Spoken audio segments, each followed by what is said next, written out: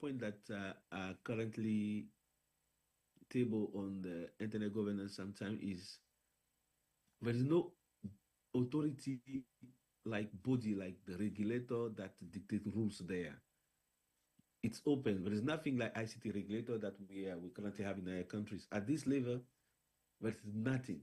And the people are questioning whether we should not like find a mechanism where we should regulate them, etc., etc. But it's going to be very complicated because the bid, it's a lot of money to bid and a submarine cable, and it's like, it's not easy. Now they are in the position to dictate prices. So this is why at some point we say why maybe the World Trade Organization might not have a look into what they are doing, etc., etc. But yeah, there are things that people are discussing. And now the tier 2 and the tier 3. So now you know that we have we have three types of internet service providers: tier 1, tier 2, and tier 3. And we have what we are calling the internet bandwidth provider that are tier 1 mainly, and also tier 2. And now let's focus on the tier 2. So the tier 2 and the tier 3, now focus on the tier 3, sorry. The tier 3, most of the time, they pay to access the internet backbone. Because I don't have enough money to bid my own cable from like Ghana to, to the rest of the world, I'm going to pay, a tier 1 or a tier 2 to give me this access. And I'm going to pay for the bandwidth. I say, okay, I want 1 terabit, I want 10 terabits, etc., etc. I'm going to pay for that. I'm also going to pay for my membership because I need IP numbers to connect my network and my devices and my customer to the internet. We're going to discuss about it. And I have to comply with regulatory policies. And here as well, I need to pay my license. And the telecom licenses are very expensive. And this is where, at the end of the day, we customers, we come into the game because all those fees have to be borne by the customers that we are. So you can see that the price of the internet in our countries depends on all those points. And we also have the staff, etc., etc., etc. So internet is cheaper in some countries, it's expensive in some other countries, depending on how the internet technical ecosystem have organized in this country and how many cables lands there, and we have many elements that have to be taken into consideration to think about internet pricing. Now that we have the backbone, that we know that we have tier 1, tier 2, tier 3, now we know that with a backbone there is no internet. Each network will select it. Thanks to the backbone, all the networks are interconnected. Now we say that, okay, we are going to use internet. We need to agree in what are the rules that we are going to use while using this internet. So this is what we are calling protocols. This is what we are calling the protocol suites. Internet protocol suite are rules that we use to be able to exchange traffic regardless the devices, regardless the location where we are from. So today we say that we are going to do Ghana IGF, and imagine I start speaking French. French is not the standard in this, for this session. If I start speaking French, people will be like, we don't know what this guy is talking about. So the standard into this class is English, sorry. So this is the same thing for the internet. We say, okay, we are going to use the internet, so we need to define what are the rules that we are going to use to be able to communicate. So this is the role of the standards. And we have many organizations. I put here some of them. One of the oldest standard organization is ITU, Internet Telecommunication Union. That is the oldest one.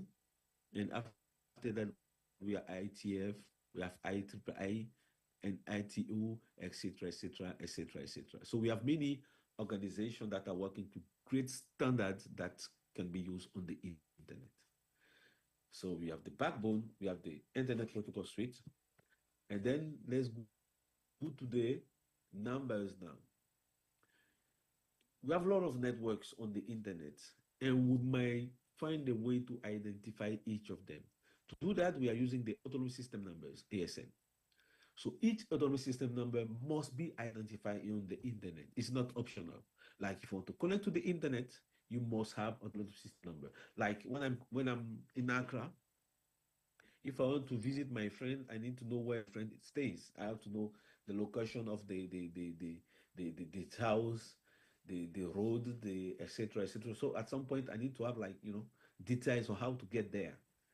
So this the role of ASN. So ASN is there to tell the world that this is my network, and if you want to get to me, this is how you should be doing. And we have two type of ASN. So we have the 16 bits that have been exhausted. So you are now issuing uh, ISN from the 32 bits version. Okay, so again, each network on the internet have to be identified, has to be identified with something that we call an autonomous system number. Now, all those are networks, right? Now, inside the network, what we have?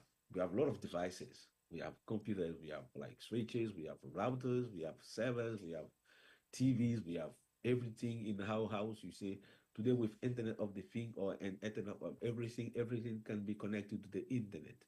And each of those things must be identified on the internet as well with a number that we are calling IP addresses. We have IPv4, we also have two versions. We have IPv4 addresses and we have IPv6 addresses. As you can see, the IPv6 is kind of long, right? And we have the IPv4 that is here. Okay, so when you are browsing the internet right now, because I'm connected to you guys, my device is identified with an IP, a public IP address, IPv4 and or IPv6 address. Those who are connected right now in this class over and the phone, their phone, the tablet, the computer, the laptop, whatever you want, to the internet, those devices are identified with an IP address. It's a must. It's not something that is optional. So we must have an IP address for on a device to be connected to the internet. We must have a autonomous system number for a network to be connected, to be visible and connected to the internet. And this is the most.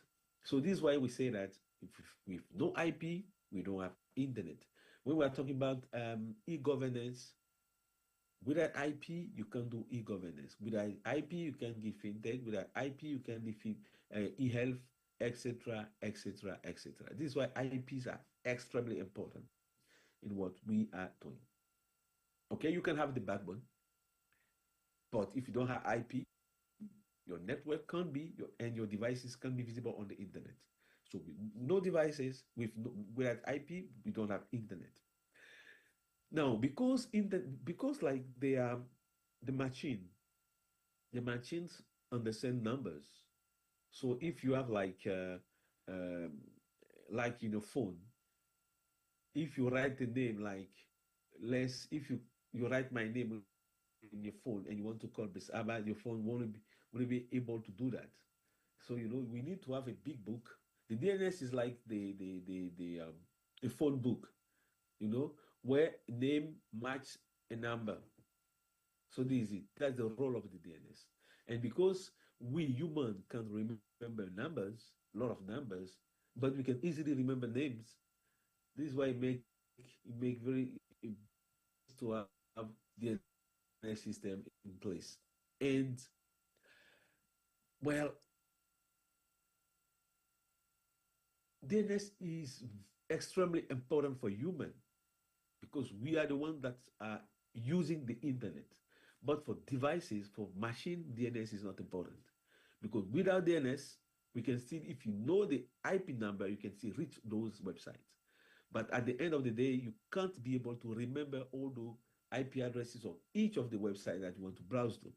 So this is why the DNS is playing a crucial role in the internet for human, because internet has been built for human, right?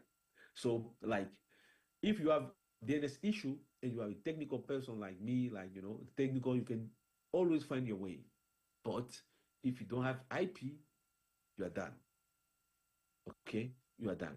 So it's very important. So internet has a lot of elements, but I wanted to put those four elements like the backbone, the protocol suites, the resources, the IP number resources, IPv4, IPv6, and autonomous system numbers, and the DNS. But remember that we have many elements that are in the internet, but those four are very important. Now, let's me explain you how you get internet reach us at home. So we have this customer that let's this customer one. I go to my internet service provider. I say, hey, I want uh, to buy like an option like internet connection access. I want an internet connection, internet access to your from your system. My internet service provider is going to give me a device that we call a CPE. Okay, so this small router that we use to that the internet service provider bring to your home where it connects, you know, everything for you to be able to connect with over Wi-Fi, etc., etc. This device allows you to connect to the access network of your internet service provider. This is the number one, access network. So the access network use what we are calling access technology. Access technology. And what are the access technology? We have 4G, 2G, LTE, 5G. So you see this, all those technology that we are calling access technology. 5G, fiber to the home, FTTH, GPON, etc., etc., etc. So all those technology that we know are called access technology. So they basically connect your home to the access network of your internet service provider. Now, when you are connected to your network, what is going to happen? The data that you are sending will go to connect from your router to the internet access network of your internet service provider. Your packet is going to connect to the core network of your ISP and then connect to one pop of a tier one and then get to the internet. So this is how internet gets us at home. And each time my internet service provider is using this international link, is being charged by the internet bandwidth provider. So as soon as a packet is using this link, a charge is created. We have to pay. So this is why we are talking about internet exchange point. Because see, my neighbor here, we are neighbor. It's like, you know, and I can even, you know, open my door and call my neighbor back because I don't want to do that. I'm saying, let me test him. When I send you a text on WhatsApp, my text is going to leave my network, connect to the access network of my internet service provider, get to the core network of our internet service provider, go to the tier 2, for instance, go to the pop of the tier 1, go to the internet. You see, I'm going to be charged for that. My internet service provider is going to be charged because I'm using this link. Then connect to the to the to the tier 1, the pop of the tier 1 of my neighbor internet service provider. Okay, and it's going to pass through the core network, then the access network, and finally to my neighbor. So you see, this is the road, this is the route that this packet used from my neighbor house to the internet to and it goes back to my network. But this situation we can change that. We can like find a way to change this to make this route more shorter by creating what we are calling an internet exchange point. So what is going to happen? When we are internet service providers and we are staying in the same country, we create a physical connection, like a level two connection, where we decide to connect. So this ISP1 is going to connect to this internet exchange point. This ISP2 is going also to connect on to this internet exchange point. So here we say that all the local traffics, like when, let's say, University of um, uh, Accra wants to communicate to University of Tema, for instance, they are staying in the same country. So what is going to happen is, like, the net information that from the University of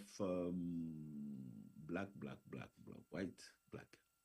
So this network, that University of Accra, who wants to send a packet to University of Tema, is going to send the packet like this through his internet service provider. From his core network, the packet will be routed to the internet exchange point, because we have the information that those two entities, those two universities, are in Ghana, and they are using internet service provider that are connecting to onto this same point that we are calling internet exchange point. So here we are going to store to connect all local traffic here, to ensure that local traffic remain local, and then the packet will go back to the University of Tema. That is going to be the same thing. These two neighbors that used to use international link here with WhatsApp or with Facebook or wherever you want, will stop using the international link, and they will use this link that have been created in Ghana. And in Ghana, you have an internet exchange point.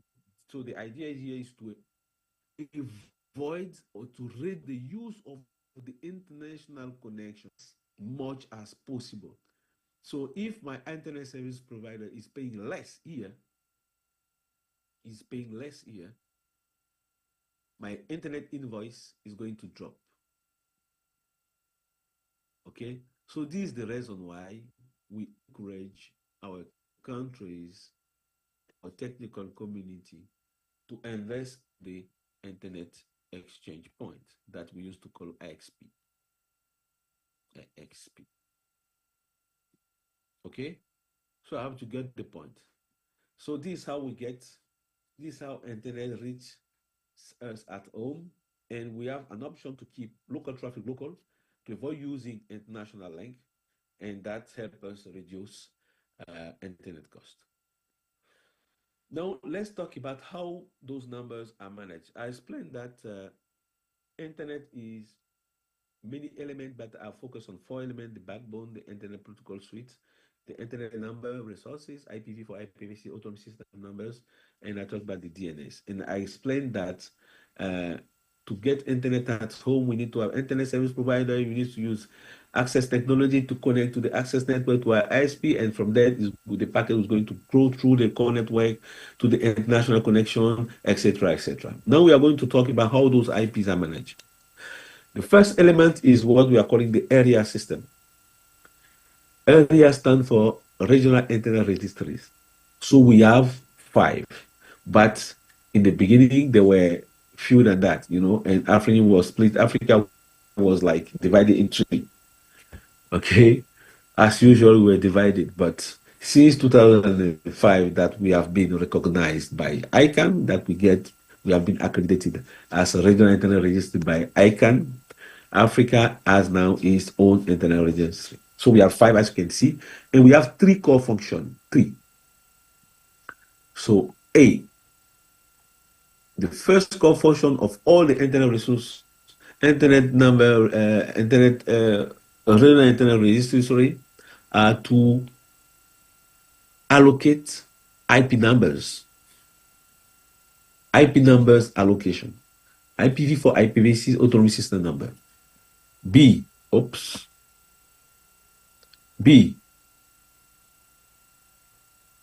ensure those IP are unique by maintaining a data center. That is part of the management of those IP that we are issuing. Okay, we have a database that stores all the IPs that we have been assigning to our members. Number two, ensure that IP that you are giving are unique worldwide. And point three, C, because internet is bottom-up process, coordinate resource policy within the region. So each time Afrinic is giving an IP address to an organization in Ghana, Afrinic is checking the book that the community wrote for Afrinic, that we are calling the policy. And this book is called the CPM, Consolidated Policy Manual, that you can find on Afrinic website. The community has decided what Afrinic should do when they receive a request. If somebody wants an IPv4, this is how you should proceed. If somebody wants an IPv6, this is how you proceed, etc., etc., etc. So we coordinate the resource policy regionally, we manage IP numbers over a database, and we allocate IP numbers. So those are the three core functions of all the 5 areas. And next to those main functions, we have a lot of initiatives that we are doing. We have internet governance, we have security, we have capacity building, etc., etc. But those are the 3 core functions that we are all having here. Now, Africa at a glance. So we have been the last one to be created. As you can see, we are 43 full-time staff. We are covering all the African countries, including Indian Ocean. Okay, last for instance, Mayotte, who is in France, who is basically France, is also covered by Afrinic. So Mayotte can get IP from Afrinic and from RIPE and CC as well. We have Mauritius, we have Seychelles, we have, some countries, we have also Madagascar, we have some kind of Indian Ocean that's covered by Afrinic. We have been incorporated in 2005, as I just said. And today we have we are close to 2,400 members. Okay, we have close to 2,400 members.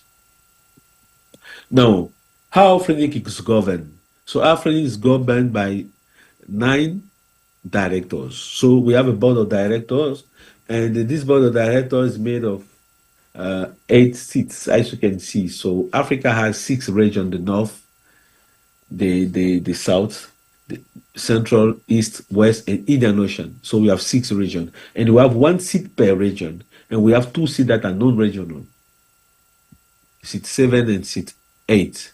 And then the seat 9 is the CEO, who is going to be recruited by the directors. So when the directors are elected by Afrinic members, they are going to recruit the CEO, and the CEO is going to sign my contract. Okay? And because we are a community, we have many other committees that are helping the directors to run the organization.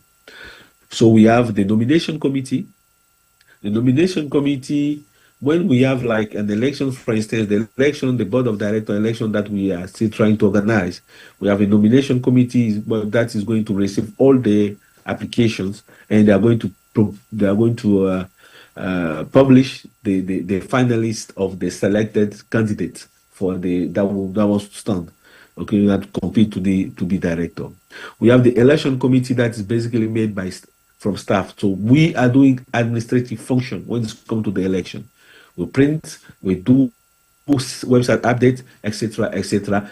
We help candidates we help their community to organize their election. Good. And we have also the members that are there, and we're going to talk about the members later. We have the Council of Elders. So we have like the former directors are there to advise the current directors. Okay, and they should not exceed 6 members, 6 or 5 members. They should not exceed that. Okay, and the directors are like 4 committees. We have the audit committee, finance committee, remuneration committee, and technical committee. So they divide, they see, and they also call like committee members to be part of the other committees that I've just discussed about. Now, African membership. We have three type of membership. We have the resource members that are internet service provider. So basically, when an organization uses IP addresses, is using IP addresses to make money, it's qualified as resource member. It's qualified as resource member. Now we have a registered member. Registered members are directors. As soon as you are elected, you are a registered member, and you have associate member.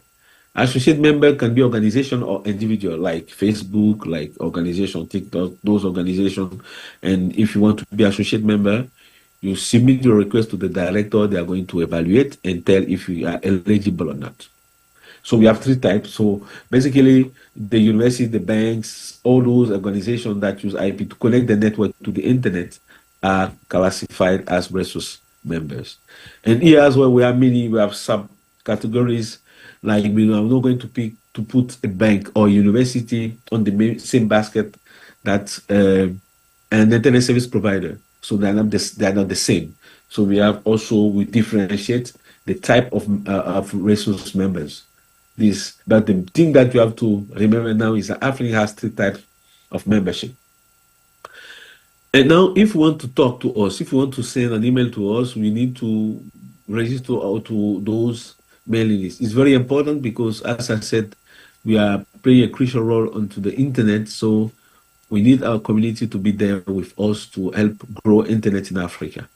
So you can also snap it if you have like your phone, that it will direct you to this link where you will find all the available mailing lists that we have at Afrinic. And it's very important. So that was some, Afrinic at a glance. Now let's go back to what we have, what IPs are managed. So ICANN, I just said, will issue some block of IP over its IANA function. Okay? So the IANA function of ICANN is going to give some IPs to the area. It's going to allocate some block. So we are going to receive /8 IPv4 /12 IPv6 and some block of ASN. That's for V4 and that is for V6. Okay, so ICANN over its IANA function. So the IANA function is currently performed by the Public Technical Identifier, PTI. We had something called the IANA transition. And at the end of this IANA transition, we have agreed that a public technical identifier is going to run the IANA function. So now the IANA function is being run by the PTI. And so it's going to give us, like, as I said, those different blocks. And Afrinic, Epinic, Arin, Lightning, and Ripe NCC are going to manage regionally the block that they received. Okay? So we are going to do assignment for end user. So we are using this term. We differentiate allocation from assignment. If you have questions about it, I can explain why we dissociate them. So we have assignment that there for the that wants to use IP, the public IP for their network. But allocation is for organizations that want to use those IP to make money. So they want to have the possibility to do sub-allocation or sub-assignment, etc., etc. There are things that when you are a university or a bank, you don't want to do. Okay, you don't want to do. So this is why we don't have, we have assignment and allocation. So in one word, PTI or IANA is giving some block of IPs to areas, and areas are doing the sub-allocation or sub-assignment to the different members.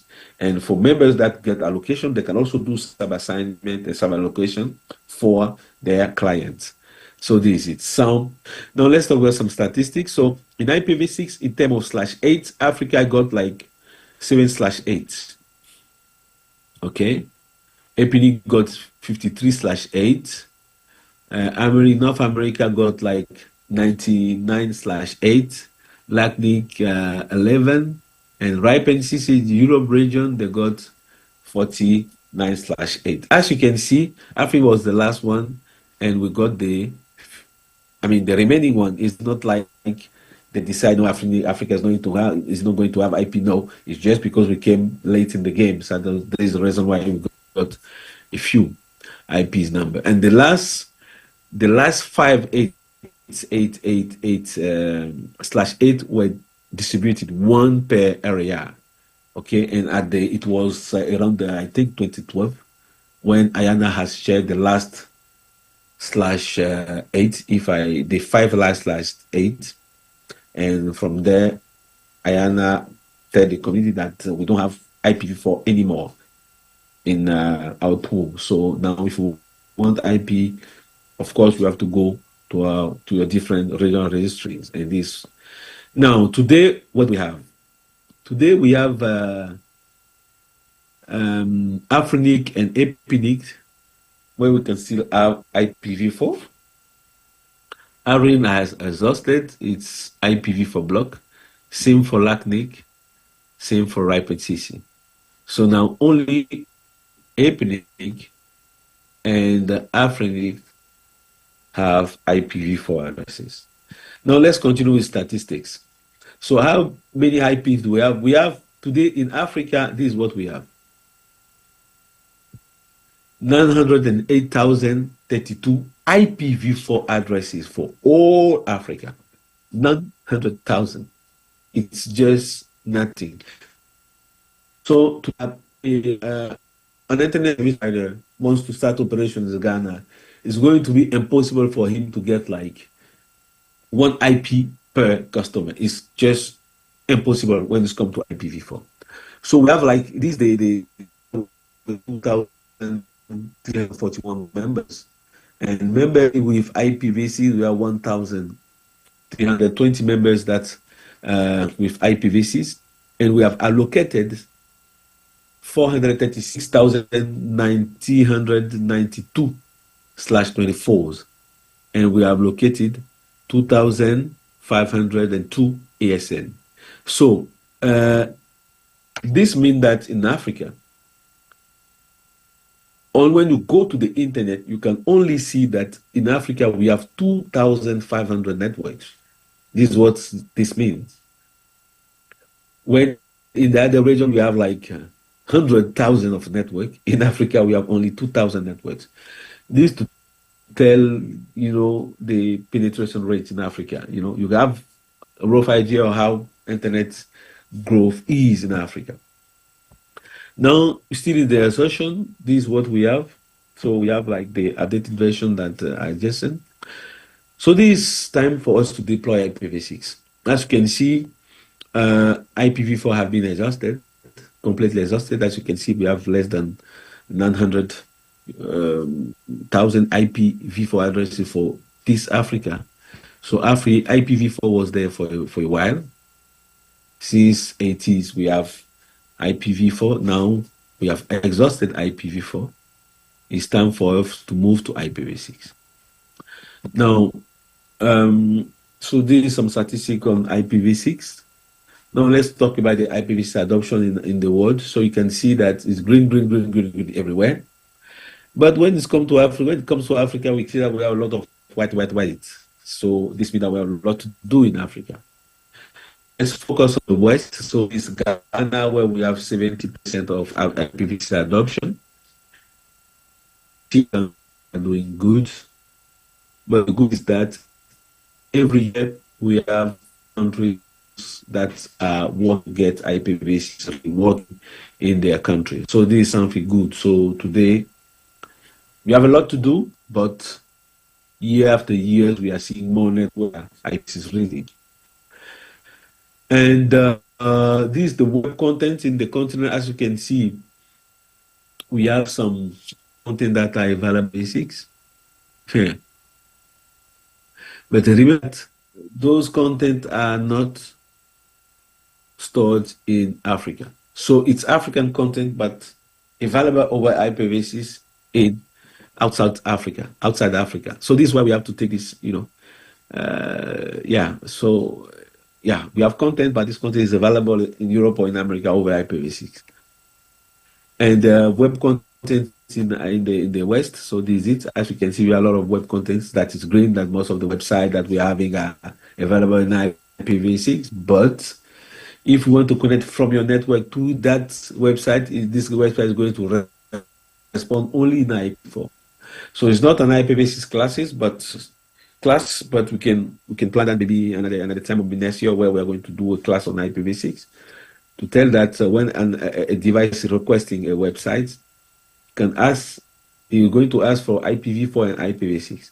I want to connect to afric.net over IPv4 and IPv6. Afric, if your device can speak IPv6, the DNS will provide the IPv6 address of the Afric website. But if your device cannot speak IPv6, it's going to receive only the IPv4. So this is how the thing's working. Yeah. So this is the web content. And I'm going to, that is going to be the last slide that I have for this IP number management. Why is it important for Africa to deploy IPv6? The first point that I put here is the internet penetration rate. Internet penetration in Africa is low, and we have a lot of discrepancy in a country to another. Even in each country, for instance, in Ghana, the internet rate is not the same compared to Takoradi, compared to Tema, compared to you see, to Kumasi, etc., etc. And this is the case in Cote d'Ivoire. This is the case in Liberia. This is the case in Nigeria. This is the case in Morocco, etc., etc. So we have an acceptable penetration rate in the capital city, but when we are moving far from the capital city, you see that the internet penetration is dropping. And this means that there is a lot to do. If a new internet service provider say, hey, me, I want to touch those regions that are not covered, it's not going to have enough IPv4 to do that. And it must use IPv6 then. So this is the first thing. And the second point is that the internet is a ubiquitous site. Like, we have a lot of opportunities. We have anything to do in Africa. We have, so people, when organizations want to start a business, for instance, when the big, Chinese are there everywhere in Africa, when they come, they want to connect to the network back then, back in China. And as we see, Epic, they don't have enough IPv4 to do that. So they want to use IPv6. So your country must be IPv6 ready if you don't want to lose those opportunities. Before I want to set up my business, I need to connect my server that speak only IPv6. And I'm in a country where I can't find, an internet service provider that can give me internet connectivity access over IPv6. I'm going to leave that country. I'm going to look for another ISP, etc., etc. But it's definitely an obstacle, a barrier for your country to toward those opportunities. And today we are talking about cybersecurity, and wants to do who is doing what on the internet. We want to identify each person that is using the internet, and this is very impossible with IPv4. As we get see, we don't have enough IPv4 to do that, so we don't have any choice that to use IPv. And for instance, I don't know, many countries, they regulate that each internet provider must identify or to assign a quick IP address to each of their customers. And it can't be done with IPv6. So we don't have any option that using IPv6. And it's very unfortunate, but it's true. We are technology consumer. We don't create that much in the internet, in the internet ecosystem. We don't create that much. And so we need to be ready when Facebook will just stop IPv4. Or when Google will stop IPv4. YouTube will stop IPv4. Because they are running two different stacks. We have an IPv4 stack, we have the IPv6 stack, so they are running two different stacks. And when you check to the global map, you see that America, Asia, Europe, and Australia, they are ready. So we see a lot of blank in Africa, but for the other they are ready. So if one day they decide to stop using or stop maintaining IPv4 stack, we're going to be in the dark, and this is something that we don't want. If I'm an internet service provider, I don't want my customer to be prevented to access those GAFAM. So I have to do my best to ensure that they have access over IPv4 and IPv6 to those big internet organization. And another thing is the opportunity for us to switch from technology consumer to technology creator, because IPv6 is quite new. It has been created in 1986, 80 and 1988. So that the first were starting talking about IPv6, but before IPv6, we were talking about IP next generation. So if you are Googling or if you are doing some research on IPv6, you see that before talking about IPv6, we have IP next generation, etc., etc. Those were working since 1992. Since 1992 on the successor of IPv4, because we realized that with the class full addressing system, we are going to exhaust all the IPv4 pool, the B class pool in 1992. So since 1992, we started working, ITF started working on the successor of IPv6. So today we have the opportunity to create something related to improve, to invent something related to IPv6. And as I just said, as technology consumer, you must be ready when giants will stop the IPv4 stack. So this is where I will stop. So elements, the backbone, they call the internet resource numbers, IPv4 IP system numbers, and I spoke about the DNS. And then I explained how those IPs are managed. I said within this area system, regional internet register, we have 5, and each of them are receiving IP block, autonomous system range from the IANA function that is currently run by Public Technical and Identified PTI. And then we have exhausted almost all the IPv4 blocks, and now we are issuing IPs from the IPv6 block. And it's very important for Africa because we need more IP to develop an internet in Africa. So I hope it was informative for you.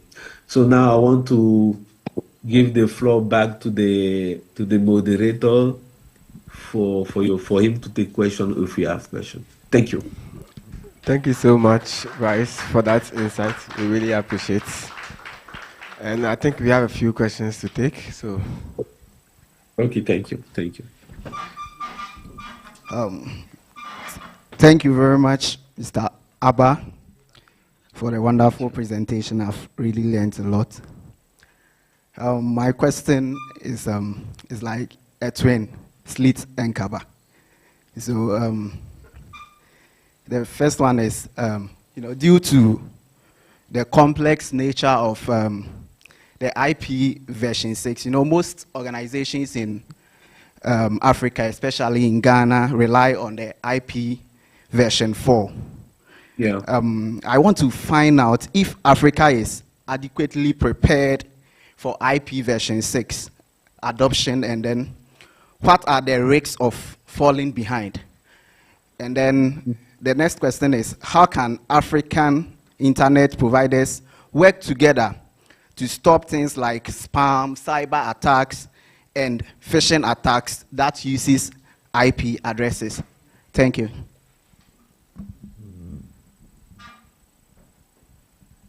Okay. Should we take that, or should we take another one? Or yes, take another one. I'm trying to write them down so that. Yes. Okay, thank you for your presentation. Well done. My name is Ola Bimpe. I would like to ask, you were talking about the traffic in US and Europe being responsible for the heavy cable connections we have in those regions. Okay. And you were talking about, I don't know if I'm using the right words now, the hubs of this traffic.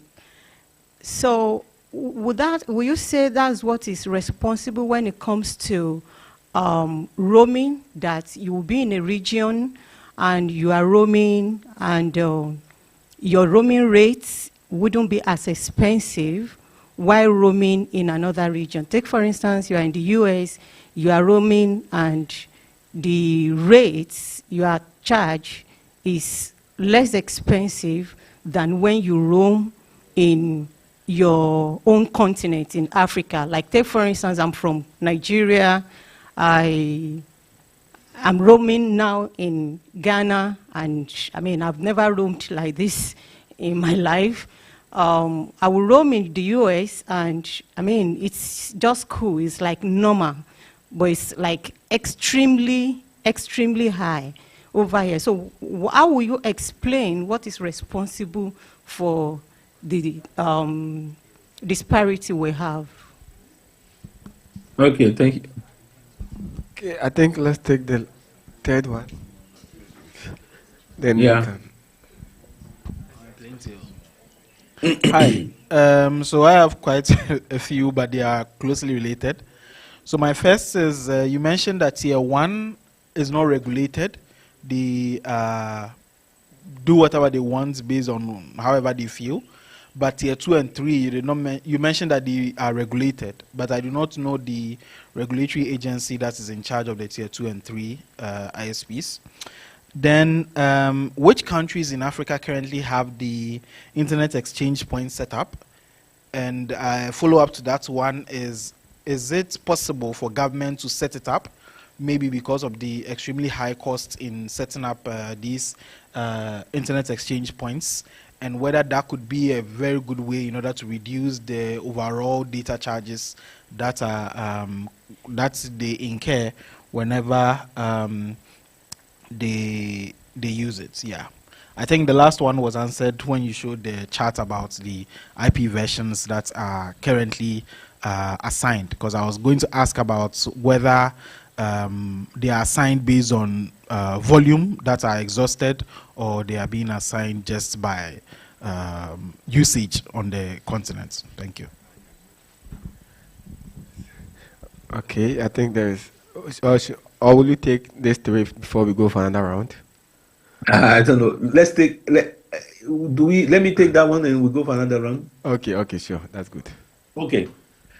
Well. No, question number one. So we wanted to know, the question was related to the complexity, of IPv6, and if Africa was like ready to deploy IPv6. So what I will say that IPv6 deployment, IPv6 per se is not something that the population may know about, or they know like maybe master like guru about, the problem of IP numbers are things that must stay at the internet service provider side, because me as internet user, I don't care. I don't know whether I'm using IPv4, IPv6 to browse. When I want to go to Facebook, I want to go to Google, I want to go to YouTube. I just want to be connected. I just want to have a good experience. So my internet service provider is the one who's going to bother about, is that IPv4, is that IPv6? Now, if I'm a new internet service provider, the reality is that I can't have enough IPv4 to connect all my clients. Then I must go to IPv6. Then I have to be ready to do that. So in terms of devices, we have read in Africa since like 2020, 2000, and since 2000 we have a lot of vendors that started working on IPv6. How would I put in IPv6 support? So the level of IPv6 support on the devices today has increased a lot. So many devices that we are using are IPv6 ready. Our TV, our phone, etc. So today it's just like we did a survey in 2018 where we're asking the technical community why they are still slow in deploying IPv6, and the first reason was we don't have the buying from our bosses. So my boss can still browse internet, so he doesn't understand why you guys are talking about IPv6. He doesn't know what is IPv6, so he doesn't care per se. And option number two was like, well, IPv6 is we have like I'm not comfortable doing it alone. And number three is that our legacy devices that cannot support IPs. So based on that, we have 3D like type of workshop for them. IPv6 or decision makers, a DO help desk, like a deployment operation help desk. And number three is that transfer mechanism to assist our community in Africa to deploy IPv6. Today, we are assisting people who want to deploy IPv6 for free. So if you're an African member, you want to deploy IPv6, we are going to do it for free. We are going to assist you. If you want to make it done, we are going to take you there. So Africa is ready to deploy IPv6. So it's just like people need to start at some point and they, do things. So number two is, can ISP work together to mitigate all attacks related to IPs? Yeah, as a regional internet registry, we are putting in place some security tools to make the routing more secure. And we have what we use at time the internet routing registry. And today we are using IPKI, Resource Private Key Infrastructure. That is a technical security system that we put in place to help our members to secure the resources. That today, when you are issuing your resources, when we issue a resource to our member, we assign a certificate to this resource. So this member can create what we are calling a route origin authorization. So you say that I'm MTN in Ghana, I'm operating from Ghana, and this is the IP block that I've been assigned, I've been allocated from Afrinic, and I'm going to paste my certificate on my IP block and send this block to the world and saying that this block belongs to me, and this is my certificate to approve that, to attest that this block belongs to me. So I try to simplify how the IPKI is working, but basically we have assigned a certificate to each resources that we have, and our members need to just, let's say, activate their RPKI in the network, and this is going to make the routing more stronger. And this how we this is some of the tools that we put in place to mitigate the cyber security issue related to IP numbers that are very critical. We have many examples where we have traffic that have been rerouting, traffic that have been hijacked, etc., etc. So those measures are very important to ensure that IPs are used by the owners, by the owners. And another question was the traffic between that roaming shipper because okay. Roaming, when we are talking about mobility, mobile phones, and so on, so roaming is like consensus. So it's policy. In technical part, we know how to do it. It's not a big deal. Now, we need to agree that between ECOWAS, for instance, we need to set up a rule saying that, when I'm in ECOWAS and I'm moving from Ghana to Cote d'Ivoire, from Cote d'Ivoire to Nigeria, etc., etc., this is the fixed rate that we are going to use. So the issue is not technical. The issue is policy. So I hope it's clear. So it's policy. So roaming is policy. So it's not like, because when you have your phone, the tier 3, they knows how to do it. They know how to take your number from a network to another one. They know it, but the thing is, they are making money out of it, so they don't want to agree to a fixed rate. So this is the problem.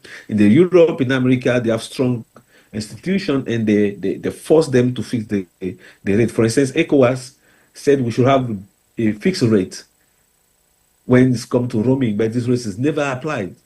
Never applied. So this is a policy issue, not technical issue.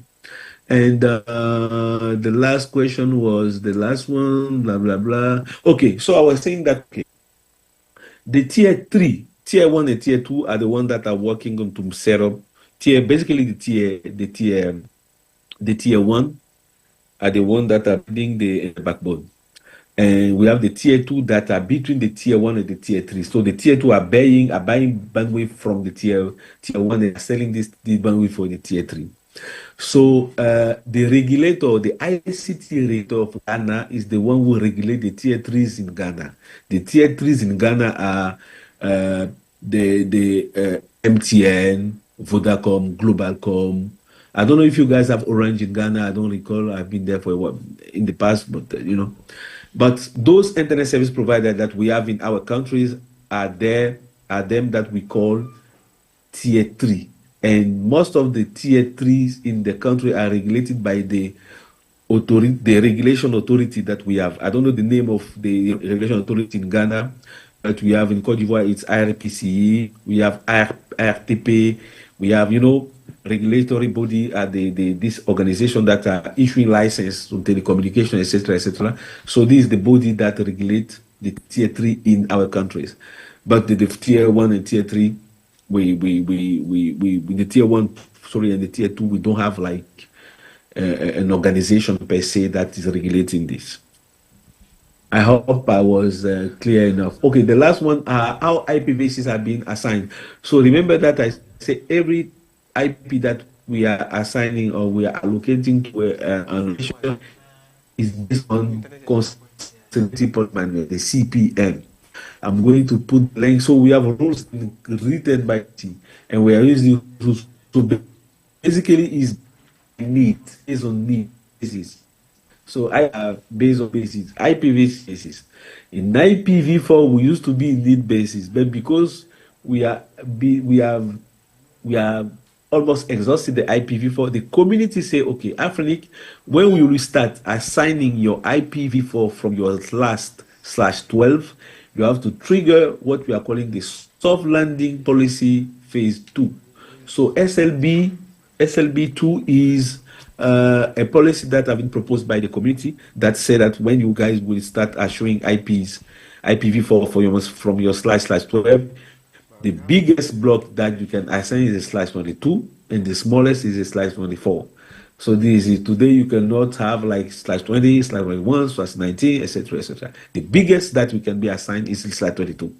So it used to be for IPv4, it used to be need basis, but now it's based on the soft landing policy too. But in IPv6, it's still on need basis. If you need a /14, if you need a /20, we are going to give you this block in IPv6. Okay. I hope my responses were clear enough. Yes. Thank you so much. But I think you skipped one question from the last person who spoke. Okay, yes, please. Regarding the internet exchange points. So he was asking. Oh, yes. Yeah. Oh, yeah. Okay, internet exchange point. We have like 3 types of internet exchange point. We have government internet exchange point, governmental internet exchange point. We have university educational internet exchange point, and we have